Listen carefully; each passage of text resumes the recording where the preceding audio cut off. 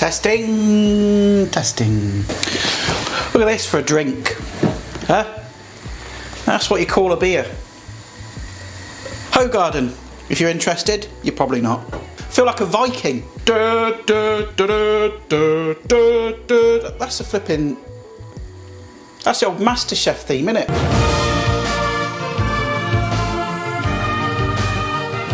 Why am I singing that?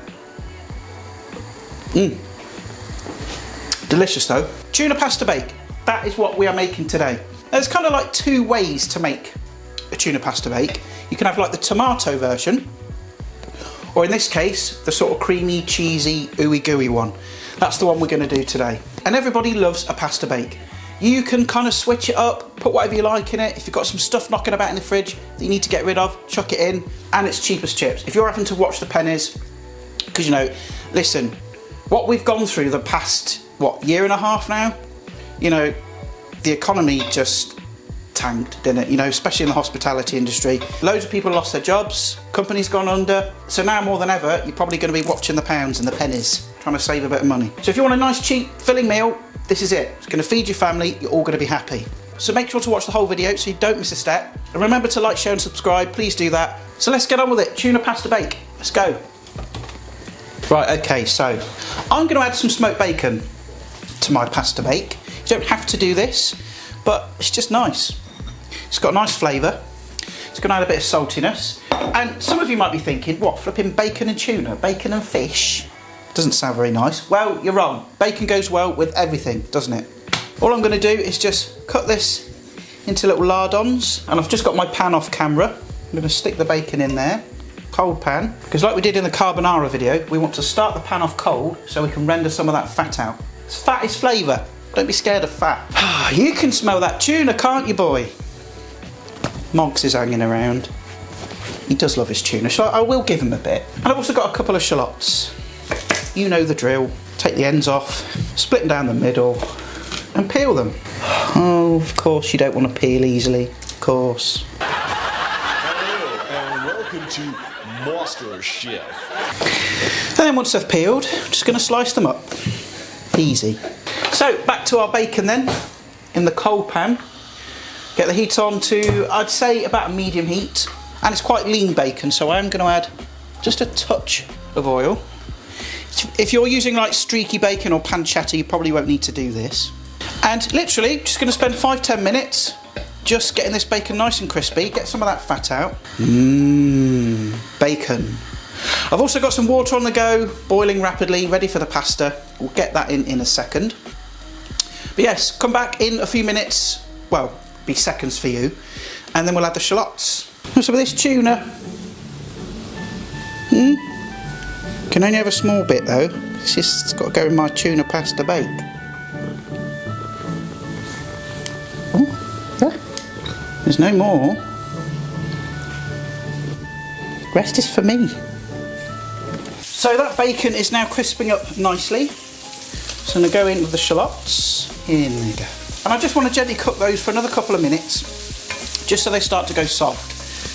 Just takes the edge off it. Oh, it smells fantastic. You could just eat a plate of this. Okay, so what I'm going to do now, after a couple of minutes, is I'm going to probably drop this on my foot because it's so heavy. I'm going to take that bacon and shallot mixture and just get that onto a plate for a second. And all those khaki bits in there, don't get rid of that, don't wash it. That's flavour. It's all about building flavour. So now we're going to make the roux, the sauce. Can't lie, it's a cake of show. It's a show cake. Cake like a show cake, cake of show. So in the same pan, pop it back onto a heat, quite a low heat for this sauce. And then we're going to add the butter. And we're essentially making a bechamel, cheese bechamel. I'm just going to get that butter melted. Then once it's melted, we'll add the flour. In it goes. And mix that all in. It should kind of form into like a slurry, a paste almost. And this is a crucial step, okay, when you're making a bechamel, is you've got to make sure that you cook the flour out. If you don't, you're going to get like a raw, sort of chalky flavour in your finished pasta bake. And it won't take long, like literally a couple of minutes. It should start to smell nice and toasty, nice and nutty. Now we can start adding the milk. And a lot of people will freak out at this point because they'll add the milk and watch what happens. We add a bit at a time. And look, it just kind of goes all lumpy again. That is fine. Don't worry about it. And there's a lot of chefs out there that just talk absolute bollocks. Bollocks! You know, they'll say things like, oh, make sure the milk is warm, or make sure the milk is cold. You know, it's nonsense. All you got to do is make sure you add a little at a time, absorb it, add some more. It's that simple. And yes, it's lumpy at the start, it's a bit of a mess, but it will work itself out. Just keep doing this. A bit more. And at some point, you'll get to a consistency where you need to swap over to a whisk. Okay, so I'm going to add the last bit of milk.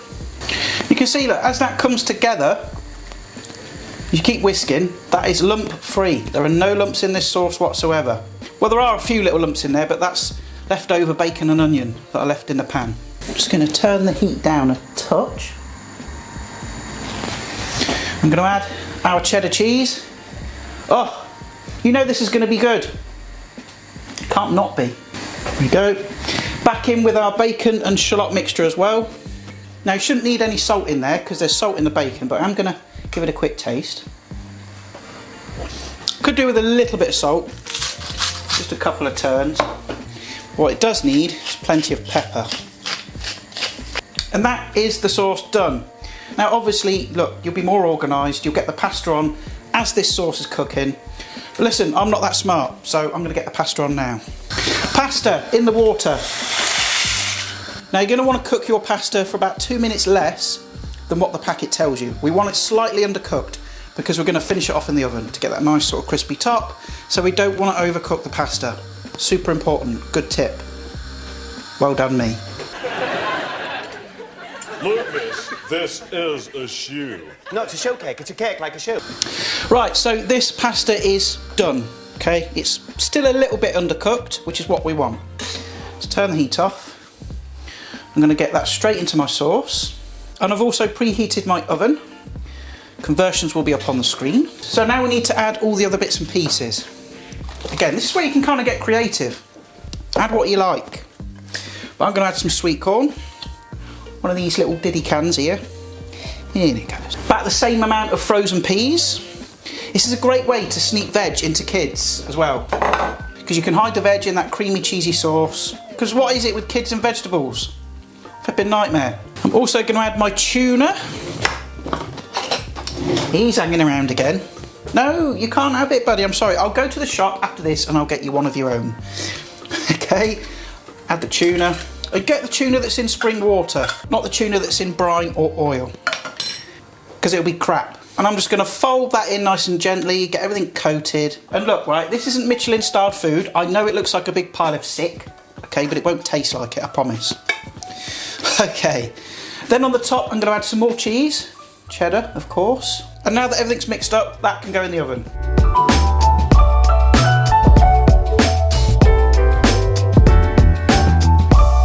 And time-wise, it won't take long, 20-30 minutes.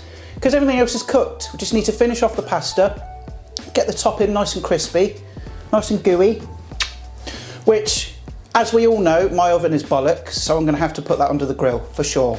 But you've probably got an oven that works, unlike me. The oven's crap, innit? Go on then, let's go relax. Lucas, you're just a fakey cake maker and I ain't got time for you. Right, let's get this out. I think it is more than ready. Ooh. Oh my god, oh my god, oh my god, that's hot. There we go, that's it, that's ready. But look, I said it 1,000 times before, haven't I? It's going to be hotter than Satan's bum crack, this. It'll burn your face off if you tuck into that now. Just leave it alone.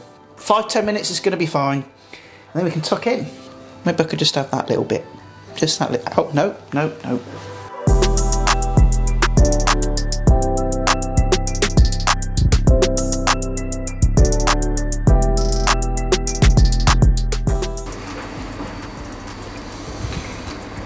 It's okay, I'll wait. I'll wait.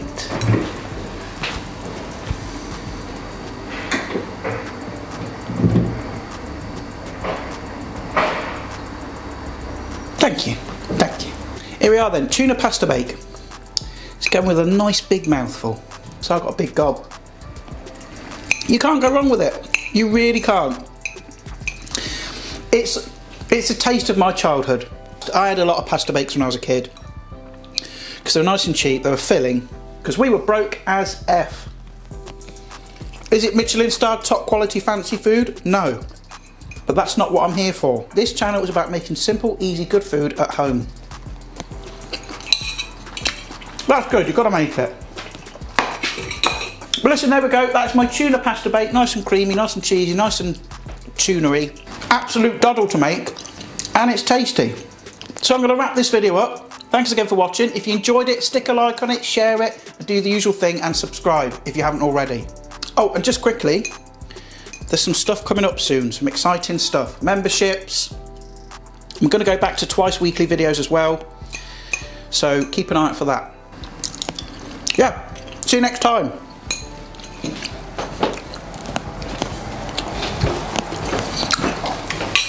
I don't know why I walk off camera, because I have to come back to switch it off.